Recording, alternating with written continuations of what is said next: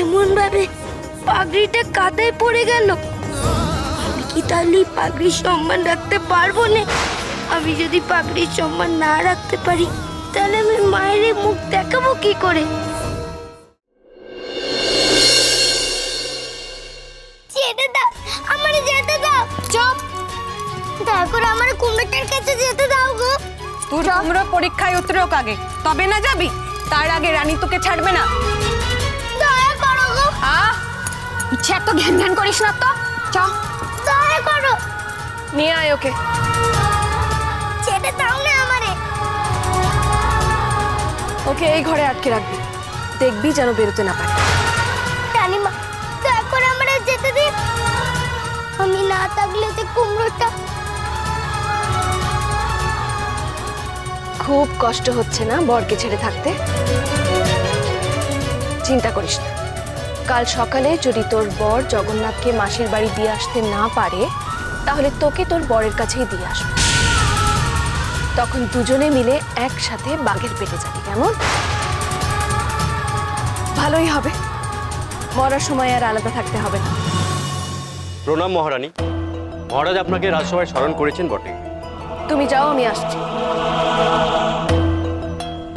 চল তোরা। রানীমা, রানীমা আমার কথা শুনে। রানীমা, রানীমা আমার কথাটা শুনুন। আমার স্বামীরে এমন কঠিন পরীক্ষা ফেলবেন। রানীমা, রানীমা।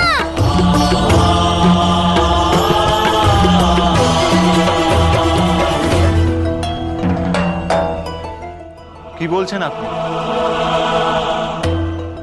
রথ টানার জন্য রানী আর কাউকে খুঁজে পেলেন না? কাদা থেকে রথ টেনে তোলার সব চেষ্টাই করা হয়েছে বটে।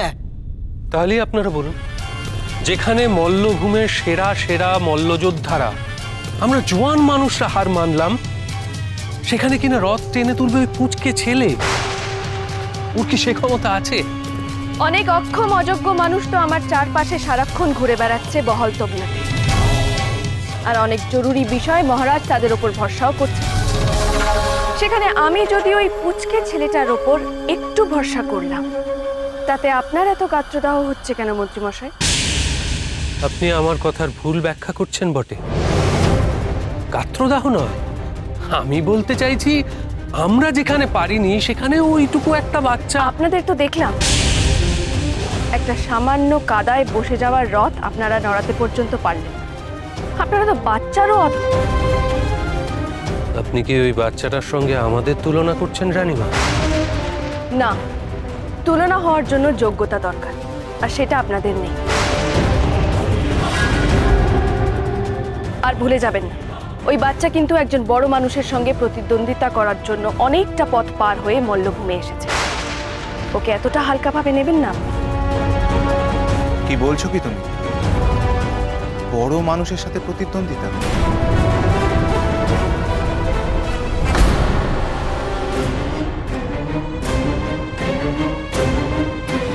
আমার মায়ের খুব শরীর খারাপ। মায়ের শেষ ইচ্ছে আমার জগৎ জোড়া নাম হোক, তাই তো আমি বঙ্গবিজয়ে বেরিয়েছি। এর আগে আমি বর্তমানে রসরাজ পয়াসর রসমঞ্জরে হারিয়েছি। এই পাগড়ি তার প্রমাণ।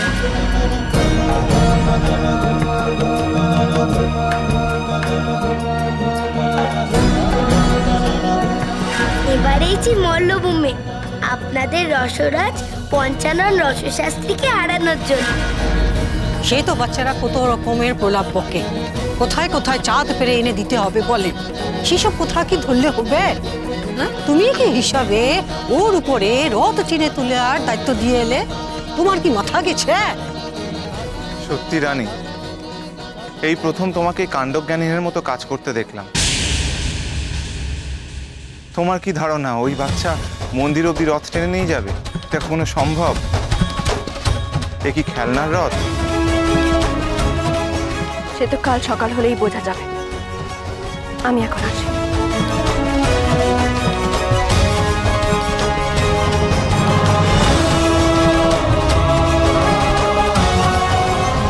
বড্ড পাড় বেড়েছে রানীর, কথায় কথায় অপমান।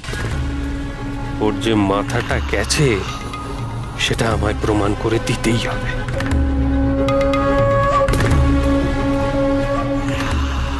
ও গোপাল, বৌমা কি রাগ করলো নাকি রে?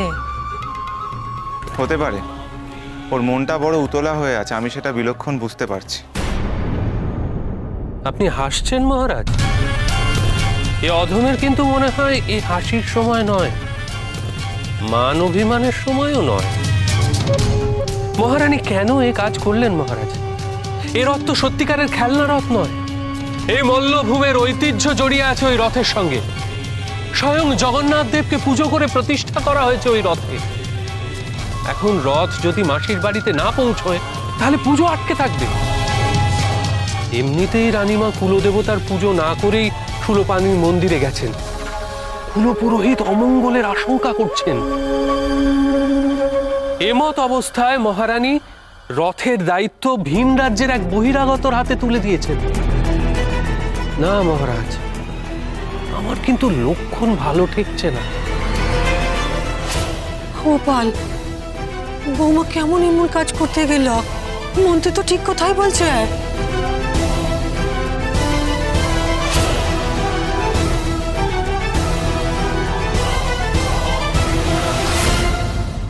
ও ঠাকুর, তুমিই করে দাও, কুমড়োটারে নিয়ে আমি এখন কি করি? ও যে সব সময় খালি জেদ করে, আমি নিজেও বুঝিনি। কোথায় ওর কথা ছিল বাংলার রসরাজ, তা না হয় সে নিজেই এখন বাঘের খাবার হতে চলেছে। ও ঠাকুর, তুমি পালানোর একটা পথ বলে দাও না। একবার আমি বেরোতে পারলেই কুমড়োটারে নিয়ে চলে যাব এখান থেকে, কিন্তু বেরোই কি করে? এই নে, এসব কি গো? পুজোর জোগাড় বটে। না কেঁদে এবার মন দিয়ে পুজো কর। ঠাকুরকে বল তোর বর যাতে নিজের বুদ্ধির প্রমাণ দিতে পারে। এই নে ধর, রানীমা এসব পাঠিয়ে দিলেন বটে।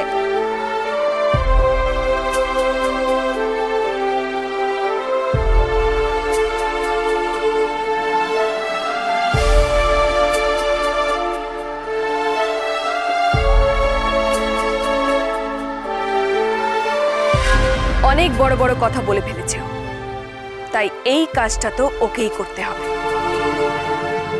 আর যদি না পারে তাহলে কাল সকাল হতেই ওর বউ আর ওকে জঙ্গলে বাঘের কাছে ফেলে দিয়ে আসবে। রানীমা কইলেন কুমড়োটারে বাঘের মুখে ফেলবে, আবার সেই এই পুজোর জোগাড় পাঠিয়ে দিলেন।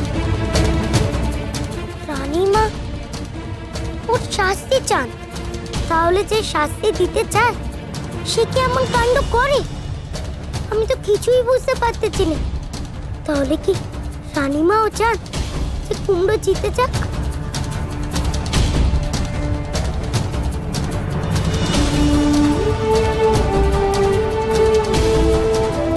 ঠাকুর, কুমড়োটারে দেখো, তার যেন বিপদ না হয়। ঠাকুর, তুমি তারে দেখো।